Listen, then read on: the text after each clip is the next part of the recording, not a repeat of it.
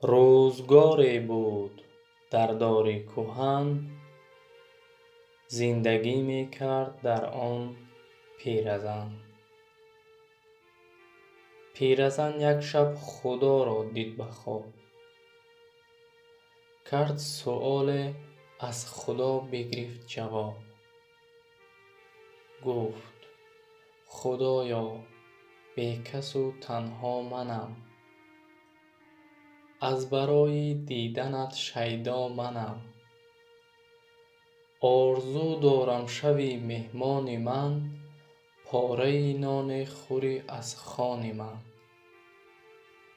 لحظه خواهم که همرازم شوی، در دم تنهایی دمسازم شوی.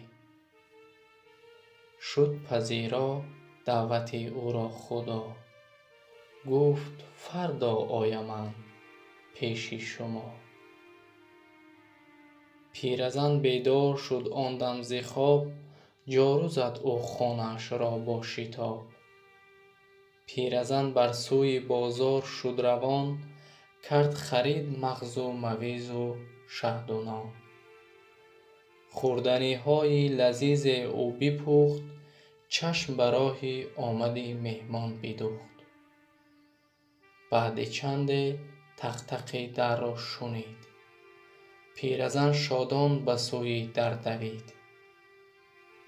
پیرزن رفت باز کرد در با شتاب، دید مردی است گدا کردش خطاب.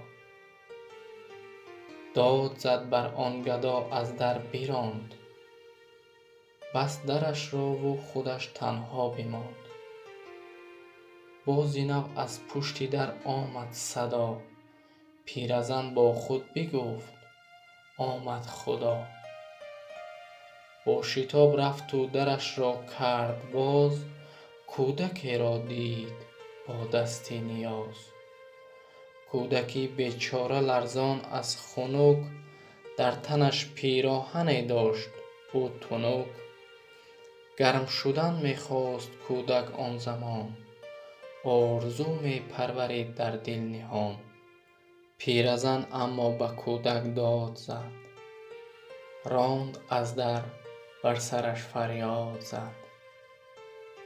راند کودک را و در خانه ببست، منتظر در خانه اش تنها نشست. روز بگذشت و غروب کرد آفتاب، پرتو افشان در هوا شد ماهتاب. ناامید شد پیرزن نامد خدا، ناگهان از پشت در آمد صدا.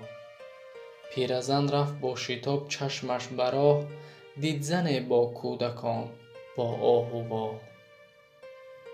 آن زن بیچاره گفت مشو ملال، ده به من چند درهم گردار پول. من برم بر کودکان خود غذا، تا خدا از همتت گردد رضا. پیرزن زین ماجرا شد در غضب، با سخنهای قبیح بگشاد لب. گفت برو این دم ز پیش خانه‌ام، حیف دانم بر تو من کاشانه‌ام. وقتی خواب شد گشته نومید پیرزن، که چرا نامد چرا مهمان من. خواب رفت آشفته حال و خسته جان، دید به خوابش باز خدا را ناگهان. پیرزن پرسید به خوابش از خدا، که کجا شد وعده های تو کجا. گفتی مهمانی آیی خانه‌ام، پر ز فیضت می کنی کاشانه‌ام. گفت خدا بر پیرزن ای بی خبر، گفت خدا بر پیرزن ای بی خبر. آمدم 3 بار رانده ام ز در.